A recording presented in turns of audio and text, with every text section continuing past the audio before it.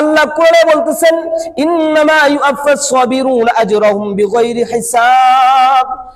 যদি কেউ ধৈর্য ধারণ করে তাহলে আল্লাহ তাআলা তাকে বিনা হিসেবে আল্লাহ তাকে জান্নাত দিয়ে দিবেন। এই জন্য ধৈর্য বড় দামি জিনিস। ধৈর্যের ব্যাপারে আল্লাহ নবী সাল্লাল্লাহু আলাইহি ওয়াসাল্লাম বলেন, মুসিবত যখন আসে তখন হাই হুতাশ কোনো কারণ নাই, এটা বলার কোনো দরকার নাই।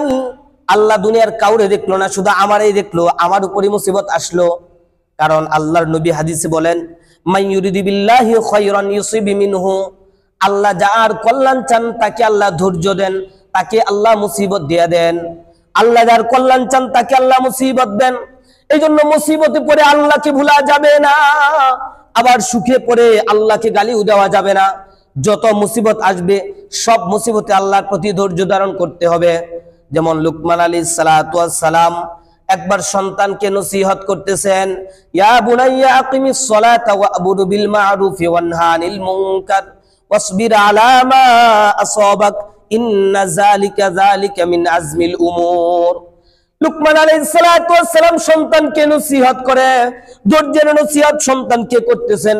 সন্তানও এমন ভালো একটা সন্তান ছিল, ধৈর্যের মূর্তি প্রতীক ছিল, সেও ধৈর্যের পরীক্ষায় উত্তীর্ণ হয়েছিল।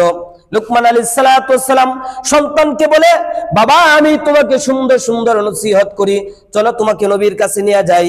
নবীর কাছে নিয়ে গেলে নবী সুন্দর সুন্দর নসিহত তোমাকে করবেন। সন্তান বলে, বাবা নবী দেখতে হলে আমার কি করতে হবে? ওই যে আমাদের সামনের মরুপ্রান্তর পার হয়ে পাশের যে গ্রাম আছে ওই এলাকায় নবী থাকে, এজন্য তোমাকে কষ্ট করতে হবে। লুকমান আলাইহিস সালাতু ওয়াস সালাম সন্তানকে লইয়া লুকমান আলাইহিস সালাতু ওয়াস সালাম মরুপ্রান্তর রওনা দিলেন। মরুপ্রান্তরে সন্তানকে নিয়ে চলতেছেন, কিন্তু আল্লাহর কি কুদরত, লুকমানকে পরীক্ষা করবেন, লুকমানের সন্তানকে আল্লাহ পরীক্ষা করবেন।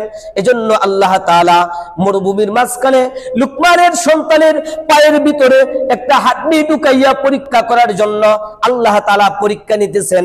লুকমানের সন্তানের পায়ের ভিতর পা ছিদ্র হইয়া হাড্ডি মৃত জানোয়ারের প্রবেশ করেছে। লুকমান আলাইহিস সালাতু ওয়াস সালামের সন্তানের পা দিয়ে রক্ত প্রবাহিত হচ্ছে। বাবা হইয়া সন্তানকে সাময়িক ব্যান্ডেজ করেছে, কিন্তু মরুভূমিতে সন্তানকে নিয়ে নবী দেখার এলাকায় যাওয়ার কোনো সক্ষমতা লুকমানের নাই। কারণ সন্তানকে নিয়ে মরুভূমি এলাকা পার হওয়া লুকমানের জন্য সম্ভব না। আবার সন্তানটা এত স্বাস্থ্যবান, শরীরের হালত এমন, সন্তানকে কাঁধে করে চলার উপায় নাই। লুকমান আলাইহিস সালাতু ওয়াস সালাম মরুপ্রান্তরের ভিতর তাবু গেড়েছেন, আর মনে মনে আশা করতেছেন আসেনি কোনো কাফেলা, যেই কাফেলার সাহায্য আমরা নিতে পারি, কাফেলার সাহায্য নিয়ে আমরা ওই দূর মরুভূমি পার হয়ে পাশের গ্রামে আমরা যাইতে পারি। লুকমান আলাইহিস সালাতু ওয়াস সালাম তাবু গেড়ে দিনের পর দিন অতিক্রান্ত করতেছেন, কিন্তু কোনো কাফেলা আসে না। সন্তান ভালো হবে দূরের কথা, সন্তানের পায়ে পুজ বের হওয়া শুরু হয়ে গেছে। কিছুদিন যাইতে না যাইতেই সন্তানের পুজ বের হয়। আবার সন্তানের পুজ যখন বের হইতেছে, গড়ায় পড়তেছে, সাথে সাথে পায়ের গোশতগুলাও খসে খসে পড়তেছে। লুকমান আলাইহিস সালাতু ওয়াস সালাম নিজের চোখের সামনে নিজের সন্তানের মৃত্যুর ক্ষণ অপেক্ষা করতেছে। একদিন রাত্রি বেলায় লুকমান আলাইহিস সালাতু ওয়াস সালাম নিজের সন্তানকে নিয়ে যখন সেবা শুশ্রূষা করতেছে, আসমানে চাঁদ উঠছে।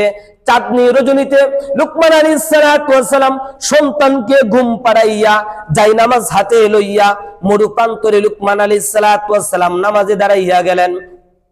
যাই নামাজে দাঁড়াইয়া সালাতুল হাজত 2 রাকাত নামাজ পড়ে আল্লাহর কাছে লুকমান আলাইহিস সালাতু ওয়াস সালাম বলেন, ওগো আল্লাহ, চোখের সামনে আমার সন্তান দুনিয়া থেকে বিদায় নিয়ে চলে যাইতেছে গো আল্লাহ, আমি বাপ হইয়া নিজের সন্তানের মৃত্যু দেখার মতো সবর আমার নাই গো আল্লাহ।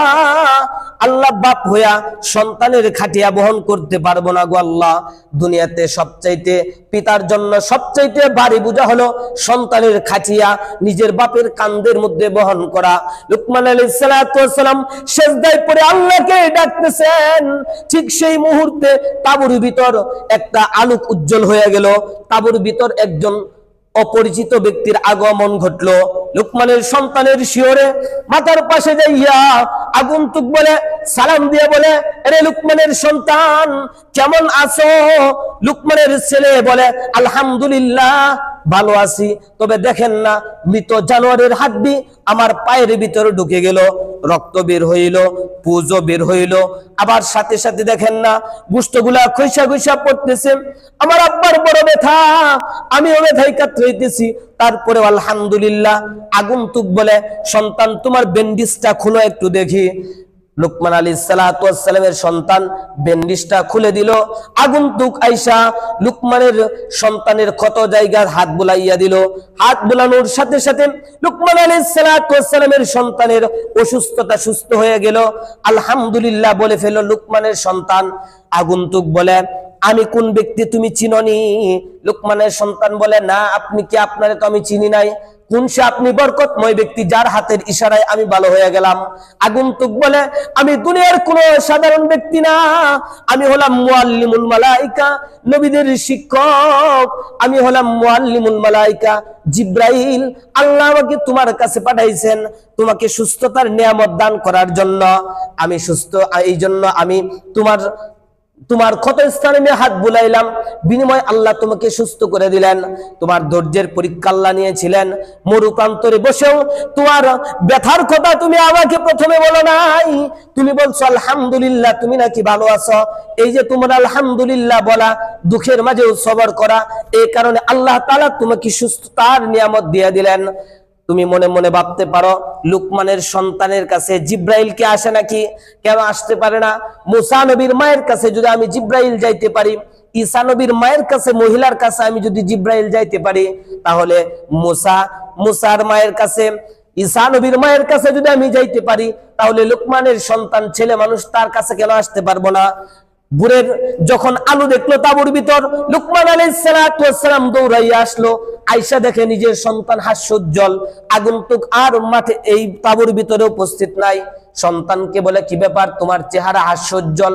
সন্তান বলে, বাবা দেখেন না, কোন এক আগন্তুক আসছিল, আমার ক্ষতস্থানে হাত বুলাইলো, আমি সুস্থ হয়ে গেলাম।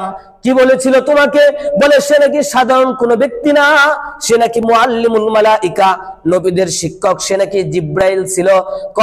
দেখছনি সন্তান, নবী দেখতে চাইছিলাম, কিন্তু আল্লাহ তাআলা আমাদেরকে মুসিবত দিয়ে দিলেন, আমাদের ধৈর্যের পরীক্ষা আল্লাহ নিলেন।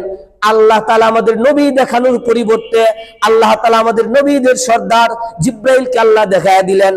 পাশাপাশি শোনো সন্তান, যে গ্রামের দিকে আমরা যাইতেছিলাম, ওই গ্রামের নবীর সাথে তার উম্মতরা বেয়াদবি করেছিল, তাদেরকে পাথর বর্ষণ করার মাধ্যমে আল্লাহ ধ্বংস করে দিলেন। নবী এই এলাকা থেকে অন্য এলাকায় প্রস্থান করেছেন, নবী দেখার আমাদের সুযোগ ছিল না।